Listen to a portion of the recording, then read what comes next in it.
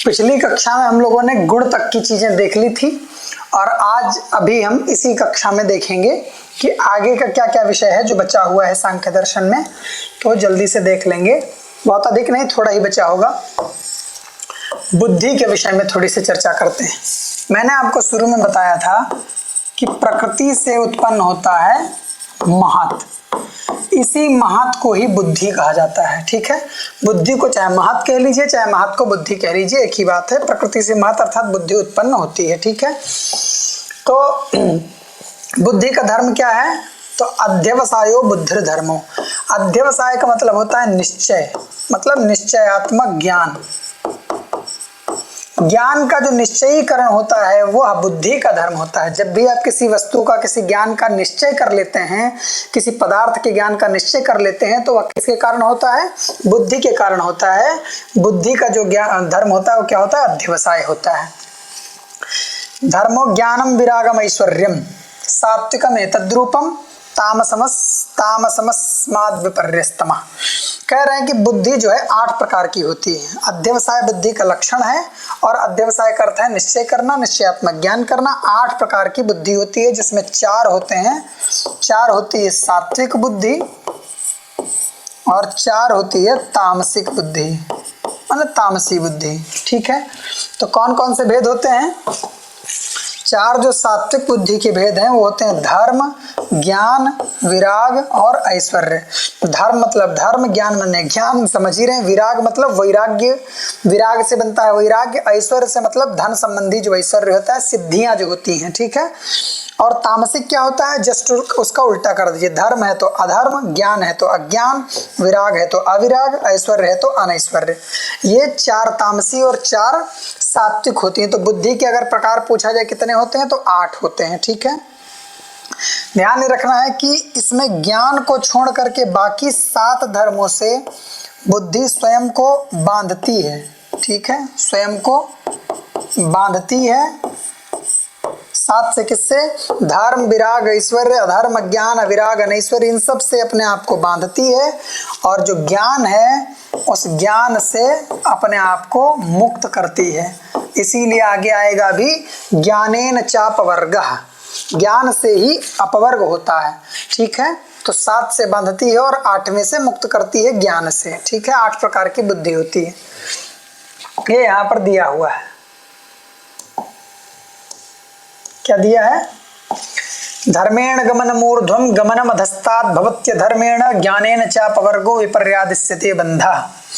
कह रहे हैं कि धर्म से क्या होता है? प्रत्येक बुद्धि के जो 8 धर्म हैं उनसे कोई ना कोई कार्य होता है। क्या होता है? तो धर्मेण ऊर्ध्वगमनम, धर्म से ऊर्ध्वगमन होता है। स्वर्ग आदि लोक में होता होगा, स्वर्ग गमन होता होगा। स्वर्ग को माना जाता है कि ऊर्ध्वगमन ऊपर के लोक में है। अधर्मेण अधोगमनम, अधर्म से क्या होगा? मृत्यु लोक में माने अधोगमन होगा या और पतन होगा एक तरीके से। और ज्ञानेन चापवर्ग, ज्ञान से अपवर्ग होगा। अपवर्ग माने मोक्ष होगा। किसके ज्ञान से मोक्ष होगा, अपवर्ग होगा? तो व्यक्ता व्यक्तज्ञ विज्ञानात्, व्यक्त अव्यक्त के और ज्ञ के ज्ञान से ही व्यक्त भिन्न पदार्थ है, अव्यक्त भिन्न पदार्थ है, प्रकृति भिन्न पदार्थ है और पुरुष भिन्न पदार्थ है। इन दोनों के बीच में भेद का ज्ञान हो जाना, प्रकृति अचेतन को चेतन ना समझना, चेतन को चेतन और अचेतन को अचेतन समझ पाने का जो भेद ज्ञान है, उस ज्ञान से क्या होता है? मोक्ष होता है। और जब तक वो ज्ञान नहीं होगा तो क्या होता रहेगा? बंधन में फंसे रहेंगे, इसी संसार में आते जाते रहेंगे जब तक उस व्यक्त अव्यक्त और ज्ञ माने पुरुष के भेद के ज्ञान को जब तक नहीं जान पाएंगे। विरागा, तो वैराग्य से क्या होगा? प्रकृति लय होगा। और राग से क्या होगा? संसार में आएंगे, मतलब प्रकृति लय, और उसके राग से बिल्कुल जस्ट क्या होगा? उल्टा, संसार में आएंगे। ऐश्वर्य से क्या होगा? अविघात होगा। किसका? इच्छाओं का। अविघात मतलब आपको अपनी इच्छाओं का दमन नहीं करना पड़ेगा, आपकी इच्छाएं पूरी होती चली जाएंगी ऐश्वर्य से। और अनैश्वर्य से क्या होगा? विघात होगा। किसका? इच्छाओं का। जो चाहेंगे वो आपको नहीं मिलेगा, आपकी इच्छाओं का विघात होता रहेगा। ठीक है, ये 8 प्रकार के कर्म हैं बुद्धि के। ठीक है, आगे बुद्धि सर्ग आ गया। बुद्धि सर्ग, सर्ग का मतलब होता है सृष्टि। तो एक तरीके से बुद्धि की सृष्टि भी कह सकते हैं। इसको कहते हैं मानसी अथवा बौद्धिक सृष्टि। कितने प्रकार की होती है? 2 प्रकार की होती है। सर्ग 2 प्रकार का होता है, बौद्धिक सर्ग, माने एक होता है भौतिक और एक आता है बौद्धिक सर्ग। तो हम यहाँ पर बौद्धिक सर्ग की बात करेंगे, ठीक है। इसको प्रत्यय सर्ग भी कहते हैं। प्रत्यय माने होता है ज्ञान, प्रत्यय सर्ग भी कहते हैं। प्रत्यय माने होता है ज्ञान, और ज्ञान, बुद्धि और ज्ञान एक ही समानार्थी शब्द हैं, ऐसा दर्शन में माना जाता है। तो जो ज्ञान की सृष्टि है, जो बुद्धि की सृष्टि है, उसकी चर्चा कर रहे हैं। एष प्रत्यय सर्गो विपर्यासक्ति तुष्टि सिद्ध्याख्या गुण वैषम्य विवर्दात तस्य भेदास्तु 50। यह जो बुद्धि सर्ग होता है, प्रत्यय सर्ग होता है, मूलतः 50 प्रकार का होता है। कितने प्रकार का होता है? 50। जिसमें बुद्धि सर्ग के प्रकार देख लेते हैं। मूलतः 4 होता है, मतलब विपर्य, असक्ति, तुष्टि, सिद्धि। लेकिन विपर्य के 5 भेद होते हैं, असक्ति के 28 भेद होते हैं, तुष्टि के 9 भेद होते हैं और सिद्धि के 8 भेद होते हैं। तो मूलतः 4 प्रकार का होता है प्रत्यय सर्ग, और इन चारों को भेदों की जब गणना कर लेंगे तो 50 प्रकार का होता है। तो आपसे जब पूछा जाए प्रत्यय सर्ग कितने प्रकार का होता है, तो 50 प्रकार का होता है। और जब यह 50वां प्रकार आपके ऑप्शन में ना हो तो 4 प्रकार का होता है। अब ध्यान ही रखना है कि विपर्य, शक्ति, तुष्टि, सिद्धि याद रखना है आपको, ठीक है। आगे अहंकार। अभिमानो अहंकार, अभिमान को अहंकार करते हैं। ये मैं हूं, ये मेरा है, ये उनका, ये मेरा है, ये मुझसे संबंधित है, मैं कर लूंगा। ये जो अभिमान है इसी को अहंकार कहा जाता है। और अहंकार से 2 प्रकार की सृष्टि होती है। जैसे बुद्धि से 2 प्रकार की सृष्टि होती है, वैसे ही 4 प्रकार की सृष्टि होती है, वैसे ही अहंकार से भी 2 प्रकार की सृष्टि होती है। कौन कौन सी? एक सात्विक सृष्टि और एक तामसिक सृष्टि। सात्विक को वैकृत कहते हैं और तामसिक और राजस को, माने सात्विक जो वैकृत, सात्विक को वैकृत सृष्टि कहते हैं। तो जो वैकृत अहंकार से उत्पन्न होगा वो क्या होगा? 5 ज्ञानेंद्रियां, 5 कर्मेंद्रियां और मन, ये 11 चीजें उत्पन्न होंगी। जबकि 16 उत्पन्न होती हैं अहंकार से, तो 11 उत्पन्न हो गई किससे? सात्विक से, और 5 उत्पन्न हो जाएंगी तामसिक और राजसिक से। तामसिक और राजसिक अहंकार से 5 तन्मात्राएं उत्पन्न होंगी। तो जब हमने शुरू में देखा था कि अहंकार से 16 चीजें उत्पन्न होती हैं, तो सात्विक अहंकार से 11 इंद्रियां और तामसिक और राजसिक अहंकार से क्या? 5 तन्मात्राएं उत्पन्न हो जाएंगी, ठीक है। तो ये बात क्लियर हो गई है। वही बात यहाँ रख रखी कि अभिमानो अहंकार तस्मात् द्विधा प्रवर्तते सर्गः एकादशकश्च गणस्तन्मात्र पंचकस्तैव। और सात्विक एकादश का प्रवर्तते वैकृताद अहंकारात् भूतादेस्तन्मात्रः सतामसस्तेजसादुभयम्। माने वैकृत कहते हैं, वैकृत कहते हैं सात्विक अहंकार को, और जो है तामस और तामसी और राजस दोनों को क्या कहते हैं? भूतादि कहते हैं या फिर तेजस कहते हैं। नाम बहुत महत्वपूर्ण नहीं है क्योंकि आपसे पूछा नहीं जाएगा। ध्यान रखिए, अहंकार से 2 प्रकार की सृष्टि होती है, एक होती है सात्विक और एक होती है तामसी या राजसिक। करण कितने होते हैं? ये भी प्रश्न पूछा जाता है कई बार, कितने करण होते हैं? तो करण मूलतः 2 प्रकार के होते हैं। एक होते हैं अंतःकरण और एक होता है बाह्यकरण। तो विभाजन ऐसे होता है, अगर पूछे कि करण का विभाजन कैसे होता है तो अंतः या बाह्यकरण, ठीक है, इन 2 तरीके से होता है। अच्छा, यहाँ नीचे दिया भी है, विभाजन 2 तरह से होता है, एक अंतःकरण और एक बाह्यकरण। अंतःकरण जो होते हैं वो 3 होते हैं, मन, बुद्धि और अहंकार। मन जो 11 इंद्रियों में गिना जाता है, बुद्धि जिसको महत कहते हैं, और अहंकार, ये 3 जो होते हैं ये अंतःकरण होते हैं। तो आपसे पूछा जाए कि अंतःकरण कितने होते हैं, तो 3 होते हैं। कौन कौन से होते हैं? मन, बुद्धि, अहंकार। जब आपसे पूछा जाए बाह्यकरण तो 5 ज्ञानेंद्रिय और 5 कर्मेंद्रिय, ये मिलकर के क्या हो जाएंगे? 10 बाह्यकरण हो जाएंगे। तो कितने करण हो गए बाह्य? अब आपसे पूछा जाए कि भाई करण कितने प्रकार का होता है? 13 प्रकार का होता है। अंतःकरण कितने प्रकार का होता है? तो 3 प्रकार का होता है। बाह्यकरण कितने प्रकार का होता है? 10 प्रकार का होता है, ठीक है। उसके बाद ये जो करणम त्रयोदश विधम 10 विधम तदा आहरण प्रकाश तदा आहरण प्रकाशकरम कर्म च तस्य दशधार्यम धार्यम प्रकाशकरम, तो ये कर्मेंद्रियों और ज्ञानेंद्रियों के कर्म बताए गए हैं जो आपकी परीक्षा के लिए इंपॉर्टेंट नहीं है, मैंने साक्ष्य के लिए यहाँ पर डाल दिया है। आपके लिए इंपॉर्टेंट इतना है कि कर्ण 2 प्रकार के होते हैं विभाजन के रूप से, अंतःकरण बाह्यकरण। अंतःकरण 3 प्रकार का, बाह्यकरण 10 प्रकार का, और दोनों को मिला लिया जाए तो कर्ण 13 प्रकार के होते हैं। ठीक है, यहाँ दिया भी होगा त्रयोदश विधम, करणम त्रयोदश विधम। लिंग शरीर की चर्चा आती है। लिंग शरीर जिसको सूक्ष्म शरीर कहा जाता है, जो आपकी आत्मा से चिपक करके चलता रहता है, आत्मा के साथ ही चलता रहता है जब तक कि आपकी मुक्ति अथवा मोक्ष आपको ना हो जाए। ठीक है, सूक्ष्म शरीर में 18 तत्व होते हैं। किसके? सांख्य दर्शन में सूक्ष्म तत्व, सूक्ष्म शरीर में 18 तत्व होते हैं। सभी दर्शनों में 18 नहीं होते हैं। ठीक है, सांख्य में 18 तत्व होते हैं। कौन कौन से? पंच ज्ञानेंद्रिय, पंच कर्मेंद्रिय, मन, मतलब एकादश इंद्रिय, तो ये हो गए 11। ठीक है, उसके बाद पंच तन मात्राएं, तो 11 5 16। उसके बाद बुद्धि और अहंकार, ये 2 हो गए, तो 11 5 16 2 18। कुल कितने तत्व होते हैं? 18 तत्व होते हैं। ध्यान ये रखना है कि पंच ज्ञानेंद्रियां, पंच कर्मेंद्रियां और मन, पंच तन्मात्राएं, बुद्धि और अहंकार। पंच तन्मात्राएं होती हैं, पंच महाभूत नहीं होते हैं। ध्यान रखना है, पंच महाभूत नहीं होते हैं सांख्य के लिंग शरीर में। और ऐसे ही जब वेदांत में जाएंगे तो पंच तन्मात्राओं की जगह पंच प्राण होते हैं। तो ध्यान रखना है कि सांख्य में पंच प्राण भी नहीं होते हैं, पंच महाभूत भी नहीं होते हैं। क्या होती हैं? पंच तन्मात्राएं होती हैं। ठीक है, तो कोई कंफ्यूजन ना होने पाए। 18 तत्व होते हैं। कौन कौन से होते हैं आपको बता दिया गया। अब कुछ प्रमाण मीमांसा की चर्चा कर लेते हैं। कितने प्रमाण मानता है सांख्य दर्शन? तो 3 प्रमाण मानता है। कौन कौन से? एक हो गया प्रत्यक्ष, एक हो गया अनुमान, और एक हो गया शब्द अथवा आगम या आप्त। चलो आप्त लिख लेते हैं। 3 प्रकार के प्रमाण सांख्य दर्शन मानता है। ठीक है, तो वही यहाँ का दृष्टम अनुमानम आप्त वचनं च सर्व प्रमाण सिद्धत्वात् त्रिविधम प्रमाणमिष्टम प्रमेय सिद्धि प्रमाणाद्धि। कह रहे दृष्टम, दृष्टम माने प्रत्यक्ष, अनुमानम माने अनुमान, और आप्त मतलब शब्द प्रमाण या आगम प्रमाण। ठीक है, माने सर्व प्रमाण सिद्धत्वात्, इन्हीं 3 प्रकार के प्रमाणों को माना जाता है, बाकी के प्रमाणों का इसी में अंतर्भाव हो जाता है। त्रिविधम प्रमाणमिष्टम, सभी का इसी में अंतर्भाव हो जाने से 3 प्रकार के ही प्रमाण इष्ट हैं, 3 ही प्रमाण मानने चाहिए।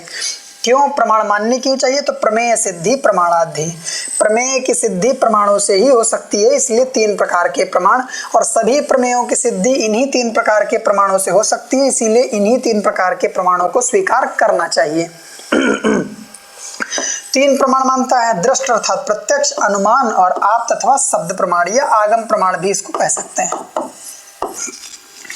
सबसे पहले प्रत्यक्ष, तो प्रति विषयाध्यवसायो दृष्टम, किसी भी विषय को देख करके जब निश्चयात्मक ज्ञान हो जाए, या देख करके सुन करके 5 ज्ञानेंद्रियों से किसी विषय को अनुभव करके उसको जब उसका निश्चयात्मक ज्ञान हो जाए तो उसको कहते हैं दृष्ट, अर्थात इंद्रिय सन्निकर्ष से होने वाला ज्ञान, जिसको प्रत्यक्ष कहेंगे। ठीक है, अनुमान क्या है? व्याप्तिक ज्ञान है। तल्लिंग लिंग पूर्वकम अनुमानम, लिंग लिंग पूर्वक जो ज्ञान होता है उसको अनुमान कहते हैं। मतलब लिंग को देख करके लिंगी का बोध करना क्या हो जाएगा? अनुमान कहलाएगा। अनुमान के 2 विभाग इन्होंने किए हैं, एक होता है वीत और एक होता है अवीत। वीत के 2 भेद होते हैं, पूर्ववत सामान्यवत, और एक होता है शेषवत। इसको अगर सरल भाषा में समझना है तो अनुमान इनके यहाँ 3 प्रकार का होता है। एक होता है पूर्ववत, एक होता है शेषवत, एक होता है सामान्यतो दृष्ट। ठीक है, सामान्यतो दृष्ट।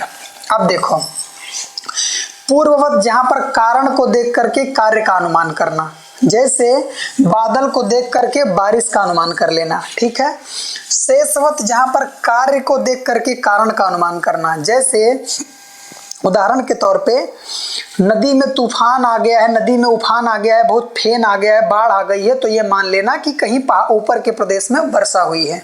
तो पहले वर्षा का जो फल है उसको देखने के बाद वर्षा का अनुमान किया, कारण का अनुमान किया। सामान्यतः दृष्ट, जहां पर कारण और कार्य दोनों को बिना देखे एक किसी वस्तु को देख करके पूरे वस्तु का साधारणीकरण कर देना। जैसे चावल का एक दाना देख करके ऊपर का ये अनुमान करना कि बटलोई में जितने चावल हैं सभी चावल पक गए होंगे। ये 3 प्रकार के इनके अनुमान हैं। सामान्यतः उनको इन 2 भागों में रखा जाता है, लेकिन आपसे पूछा जाएगा तो फिर पूर्ववत, शेषवत और सामान्य तो दृष्टि ही पूछा जाएगा। तो ये 3 प्रकार के प्रमाण ही सांख्य दर्शन मानता है, आपको ध्यान रखना है। आप्त प्रमाण किसे कहते हैं? तो आप्त प्रमाण इसी को शब्द प्रमाण भी कहा जाता है और आप्त श्रुतिराप्त वचनंतो। आप्त प्रमाण किसे कहेंगे? श्रुति के द्वारा जो प्रतिष्ठापित प्रमाण है उसी को ही कहेंगे क्या? आप्त प्रमाण कहेंगे। अब यह एक इंपॉर्टेंट बहुत वाद है जिसको सत्कार्यवाद कहते हैं। सत्कार्यवाद को ही परिणामवाद कहते हैं, ठीक है। इसी को प्रकृति परिणामवाद भी कहते हैं, सांख्य का ही है प्रकृति परिणामवाद। तो सत्कार्यवाद, परिणामवाद और प्रकृति परिणामवाद, ये तीनों बातें आपको याद रखनी है। अगर ऐसा कोई प्रश्न आता है कि प्रकृति परिणामवाद कौन मानता है? सांख्य मानता है। परिणामवाद कौन मानता है? सांख्य मानता है। सत्कार्यवाद कौन मानता है? सत्कार्यवाद सांख्य मानता है। समझना है सत्कार्यवाद है क्या? सत कार्यम अस्मिन, कस्मिन? तो कारणे। सत है कार्य कारण में, इसी की बात को कहने के लिए जो वाद है उसको सत्कार्यवाद कहते हैं। ये क्या मानते हैं कि जो कार्य है वह कारण में ही विद्यमान रहता है पहले से, वह उत्पन्न नहीं होता है। कारण में ही कार्य छिपा रहता है पहले से, बस वही उद्भूत हो जाता है या आविर्भूत हो जाता है, और जब वह नष्ट हो जाता है तो फिर से वह अपने कारण में तिरोभूत हो जाता है, छिप जाता है। बल्कि ऐसा नहीं है कि कारण अगर में कार्य पहले से विद्यमान नहीं है तो उसकी उत्पत्ति हो जाएगी। अगर मिट्टी में घड़ा पहले से विद्यमान छिपा हुआ ना हो तो कितने भी प्रयास करो तो मिट्टी से घड़ा उत्पन्न नहीं होगा। इसलिए मानते हैं कि मिट्टी में घड़ा पहले से विद्यमान है, बस वो छुपा हुआ है, इसलिए हमको दिखाई नहीं देता है। कुम्हार क्या करता है? बस उसी मिट्टी में जो छिपा हुआ घड़ा है उसको निकाल करके आविर्भूत कर देता है। तो ये मानते हैं कि कारण में कार्य पहले से विद्यमान रहता है और सत रहता है, ठीक है। सांख्य दर्शन का कारणतावाद सिद्धांत है सत्कार्यवाद। इसे ही प्रकृति परिणामवाद के नाम से भी जाना जाता है या परिणामवाद के भी नाम से जाना जाता है। सत्कार्यवाद की स्थापना में 5 हेतु दिए गए हैं जिनको जानेंगे कि क्या है। इन 5 हेतुओं को क्रम से याद रखना है, ठीक है, और शब्दशः याद रखना है। कई बार एक शब्द हटा करके आपसे पूछ लिया जाएगा तो गड़बड़ होने लग जाएगा। असद करणाद उपादान ग्रहणात् सर्वसंभवा भावात् शक्यस्य शक्य करणात् कारण भावाच्च सत्कार्यम। असद करणात्, ध्यान ये रखना है कि असद असत अकरणात् है। यहां आपसे दे देगा असत करणात्, मतलब ऐसे लिख के दे देगा असत करणात्। ये हेतु गलत है, असत करणात् हो ही नहीं सकता सत्कार्यवाद के मत में। तो असत अकरणात् है, यहां पर ध्यान रखना, असत अकरणात् है, इसको ध्यान रखना है। ये कह रहे हैं कि असत अकरणात्। अकरणात् का अर्थ है कि उत्पन्न माने न उत्पद्यमानम, जो अनुत्पद्यमान है, जिसकी उत्पत्ति ना हो सकती हो, उसको कहेंगे असत। तो कह रहे हैं अगर वस्तु असत है तो वो अकरण होनी चाहिए। अकरण मतलब अनुत्पद्यमान होनी चाहिए। यदि वस्तु अपने कारण में पहले से असत है, असत वस्तु का कभी भी उत्पादन नहीं किया जा सकता। अगर घड़ा पहले से मिट्टी में नहीं है, असत है, तो फिर घड़ा जीवन में आप कभी पूरे त्रैकालिक, कभी पूरे सृष्टि के इस काल में कभी भी मिट्टी से आप घड़ा नहीं बना पाएंगे। इसका मतलब यह है कि उसी की उत्पत्ति होती है जो सत होता है कार्य में, कारण में पहले से। तो इसलिए असत की उत्पत्ति नहीं की जा सकती है, तो जो भी उत्पन्न होता है वह सत है अपने कारण में, तभी उसकी उत्पत्ति हो सकती है। यह पहली कारण से कह रहे हैं। कार्य उत्पत्ति से पूर्व असत है तो कभी असत है तो कभी उत्पत्ति उसकी नहीं होगी। उपादान ग्रहणात, ये तो बात कह दिया। पहली स्टेटमेंट जो पास किया इन्होंने असद करणात, उसमें इन्होंने हाइपोथेसिस दे दी कि कोई ऐसी वस्तु उत्पन्न नहीं कर सकते आप जो असत हो, मतलब जिसका भी उत्पादन कर रहे हैं वह वस्तु सत ही होगी। अगर असत है तो उसका उत्पादन कभी नहीं हो सकता। अब कह रहे भाई ठीक है, उत्पादन तो जिसका कर रहे हैं, जो भी उत्पन्न हो रहा है वो सत ही होगा, तभी उत्पन्न हो रहा है अपने कारण में। लेकिन उत्पन्न करने के लिए किस प्रकार के कारण का ग्रहण करें? कारण भी तो कई प्रकार के होते हैं। तो कहा ठीक है, उपादान ग्रहणात, आपको जो है अपने कार्य की उत्पत्ति के लिए उपादान कारण अथवा समवायी कारण का ही ग्रहण करना है कि कार्य कहाँ सत है, कौन से कारण में सत है? तो उपादान कारण में सत है, उपादान कारण में ही सत है। मतलब घड़ा मिट्टी में सत है, कुम्हार में, दंड में, चक्र में नहीं सत है। घड़ा पहले से कहाँ विद्यमान है? तो मिट्टी में विद्यमान है, उपादान कारण में विद्यमान है। आपको अपने कार्य की उत्पत्ति के लिए उपादान कारण को ग्रहण करना पड़ेगा, ठीक है। तो कहा कि ठीक है भाई, उपादान कारण तो बहुत सारे हैं इस दुनिया में। मतलब एक काम करते हैं कि जो है तिल से तेल निकलता है, तो तेल तिल में विद्यमान है, तो तिल से हम एक काम करते हैं, दही निकाल लेते हैं। क्योंकि आप कह रहे हैं ना कि उपादान कारण को ग्रहण करना है, तो तेल के प्रति तिल उपादान कारण तो है, तो उपादान कारणता तो तिल में है ही। तो एक काम करते हैं, जब उपादान कारण तो उस तिल में है, तो उस तिल से एक काम करते हैं, दही निकाल लेते हैं। तो कहा नहीं भाई, ऐसा नहीं कर सकते। कहा क्यों? कहा सर्व संभवा भावात, कहा सभी प्रकार के कारणों से सभी प्रकार के कार्य नहीं उत्पन्न कर सकते आप। किसी खास प्रकार के कारण से कोई खास प्रकार का ही कार्य उत्पन्न कर सकते हैं। जैसे तेल रूपी कार्य के प्रति तिल का ग्रहण कर सकते हैं, लेकिन दही रूपी कार्य के प्रति तिल नहीं ग्रहण करना है, आपको तेल ही दूध ही ग्रहण करना पड़ेगा। तो कहा ठीक है, सबसे सब नहीं उत्पन्न कर सकते हैं, तो उपादान कारण बहुत हैं, लेकिन फिर भी सभी कारणों से सभी कार्यों की उत्पत्ति नहीं हो सकती। तो कहा फिर किसका ग्रहण करें, किससे उत्पत्ति होगी? तो आगे कह रहे हैं सक्तस्य शक्य करणात्, कह रहे हैं उसी कारण का ग्रहण करना पड़ेगा जिस कारण में जिस कार्य को उत्पन्न करने की शक्ति हो। जैसे तेल को उत्पन्न करने की शक्ति तिल में है, तो तिल ग्रहण करेंगे। घी को उत्पन्न करने की शक्ति दधी में है, तो दधी ग्रहण करेंगे। दधी को उत्पन्न करने की शक्ति दूध में है, तो दूध ग्रहण करेंगे। तो किसको ग्रहण करना पड़ेगा? जिस कारण में जिस कार्य को उत्पन्न करने की शक्ति होगी उस कारण को गृहीत करेंगे, ग्रहण करेंगे। जैसे महदादी को उत्पन्न करने में कौन शक्त है? प्रकृति शक्त है। तो महदादी की उत्पत्ति होने के लिए कौन चाहिए? कारण, प्रकृति स्वयं चाहिए। तो इसलिए फिर कहा कारण भावाच्च कार्य सत्कार्यम, कार्य का अव्यक्त स्वरूप अपने कारण में विद्यमान रहता है, कार्य का अव्यक्त स्वरूप अपने कारण में विद्यमान रहता है, ठीक है। कार्य कारण का ही व्यक्त रूप होता है। मतलब इसको ऐसे समझिए कि कार्य का जो अविद्यमान स्वरूप होता है वो कारण में विद्यमान होता है। तो जो उत्पन्न कार्य होता है वस्तुतः वह कारण का ही व्यक्तीकरण होता है, कारण का ही अभिव्यक्तीकरण होता है। वस्तुतः कारण और कार्य में कोई भेद नहीं होता है। कार्य जो होता है वह हमेशा कारण रूपात्मक होता है, कारण गुणात्मक होता है। इसीलिए जो कार्य कारण में विद्यमान है उसमें किसी भी प्रकार का कोई भेद नहीं है। इन 5 युक्तियों से सिद्ध कर दिया उन्होंने। पहले हम कहा कि जो उत्पन्न होता है वह सत है। उसके बाद कहा कि ठीक है भाई, कौन से कारण का ग्रहण करें? तो कहा उपादान का। उपादान में भी किस उपादान का? तो कहा सबसे सब उत्पन्न नहीं कर सकते, इसलिए जो जिस कार्य को उत्पन्न करने में सक्त है उसको ग्रहण करिए। उसके बाद कहा कि अंतिम में इस हाइपोथेसिस का कंक्लूजन यहाँ दे दिया। ये हाइपोथेसिस थी परिकल्पना, उसका निष्कर्ष यहाँ दे दिया कि भाई जो असत है उसका उत्पादन नहीं कर सकते, मतलब जिसका उत्पादन हो रहा है वह सत है। कहाँ सत है? अपने कारण में सत है। इसलिए कारण और कार्य में कोई भेद नहीं होता है, क्योंकि कार्य अविद्यमान रूप से कारण में छिपा होता है और उसका केवल अभिव्यक्तीकरण होता है। इसलिए कार्य जो होता है वो कारण गुणात्मक ही होता है। इसलिए कारण और कार्य में कोई भेद तात्विक नहीं होता है, ठीक है।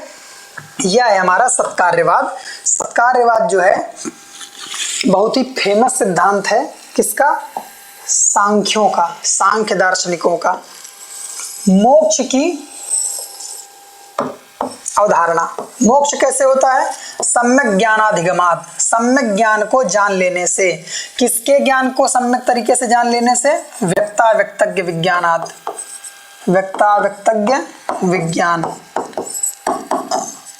प्रकृति और पुरुष के बीच में जो भेद है उस भेद को सम्यक तरीके से जान लेने के कारण क्या हो जाता है? मोक्ष अथवा कैवल्य अथवा मुक्ति हो जाती है।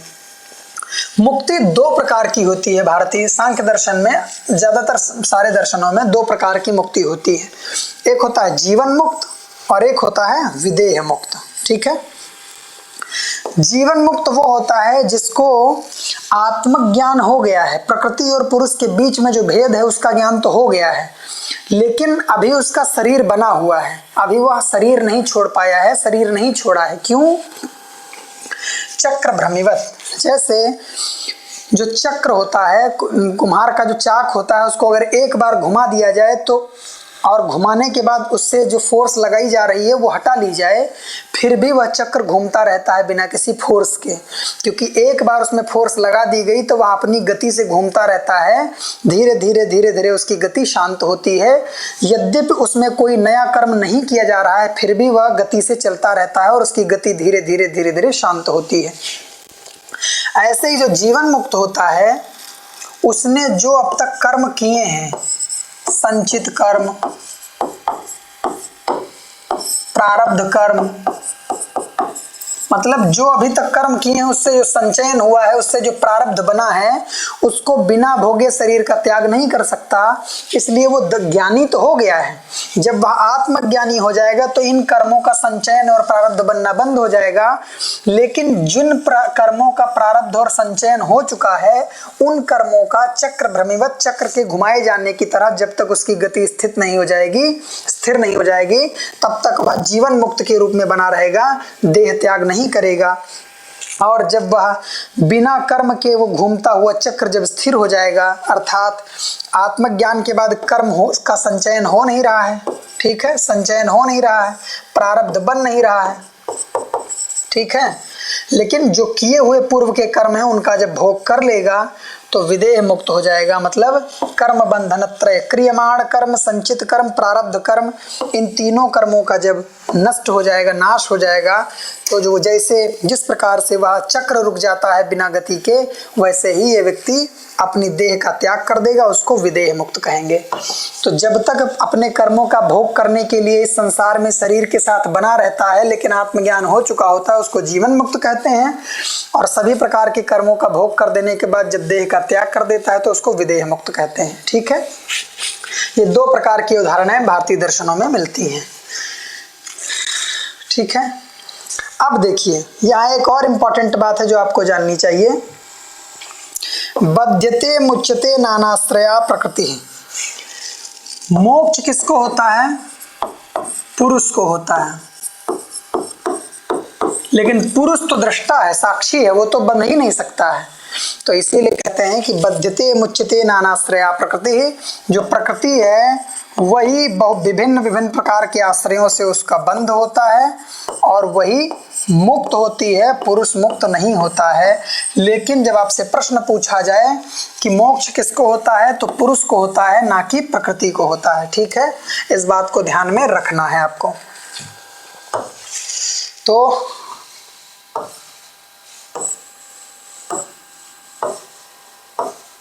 इस प्रकार से सांख्य दर्शन का जो महत्वपूर्ण विषय थे, कि जो महत्वपूर्ण विषय थे उन विषयों पर हमने चर्चा कर ली है। मुझे लगता है कि इतना विषय पर्याप्त है, इससे अधिक आपसे नहीं पूछा जाएगा। उसमें से भी जिन पे मैंने जोर दिया है उन चीजों को ठीक से तैयार करिए और फिर अगली कक्षा में योग दर्शन के साथ मिलेंगे। नमस्ते, युवा स्यात् साधु युवा। धन्यवाद।